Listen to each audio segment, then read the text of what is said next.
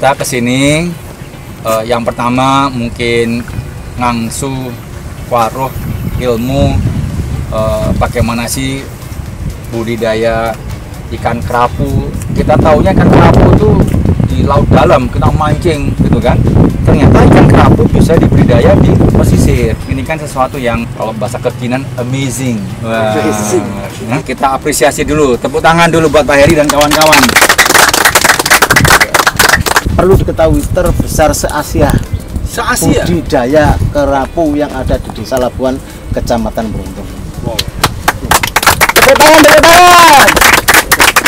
Untuk perlu diketahui Pak, Labuan ini terdiri dari 70 hektar lebih, bahkan lebih 70 hektar itu tergabung dalam 540 atau kalau nggak salah 560 petak. Petanya seperti ini Pak, ya kan? Dari ujung desa Labuan sebelah barat sampai ujung desa Labuan sebelah timur.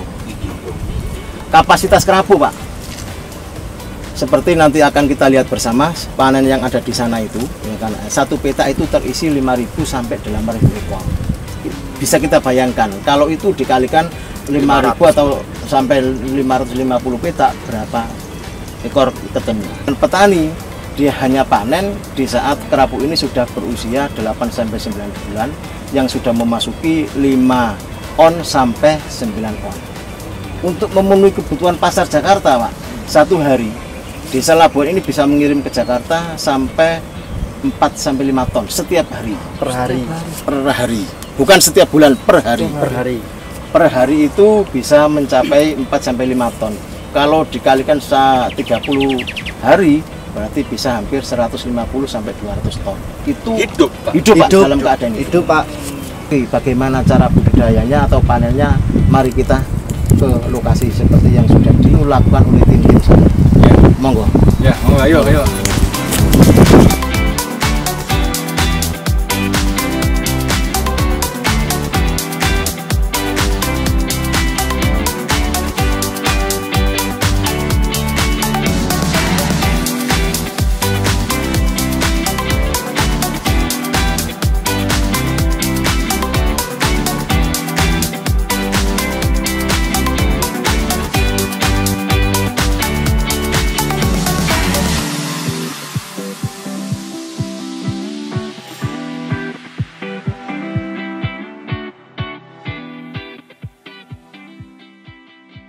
Mohon izin untuk bertanya, untuk prosesnya sendiri itu, apakah untuk yang ukuran besar dan masih anak-anak itu dibedakan kolamnya atau disatukan seperti itu? Jadi masa tebar kita tebar itu 6 sampai 7 cm.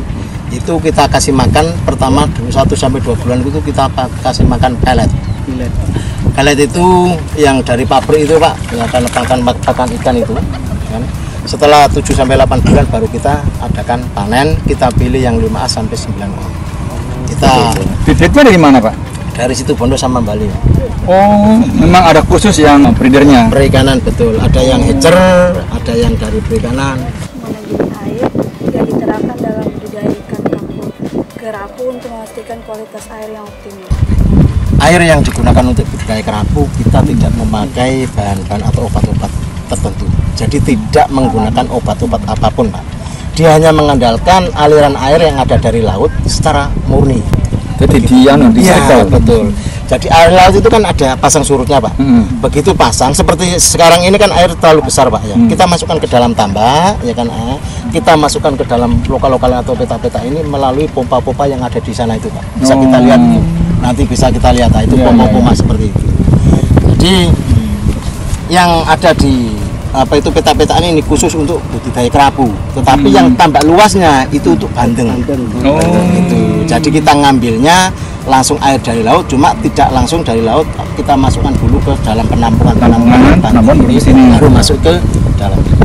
Tidak perlu dijernihkan dulu enggak ya? Untuk proses sendiri seperti ini. Jadi setelah ikan ini habis kita adakan kita proses pengeringan ya Pak, pengeringan yang limbah-limbahnya itu kita naikkan, limbah-limbah yang dari lumpur itu kita naikkan, terus setelah itu kita keringkan Pak, agar betul-betul stabil, kering.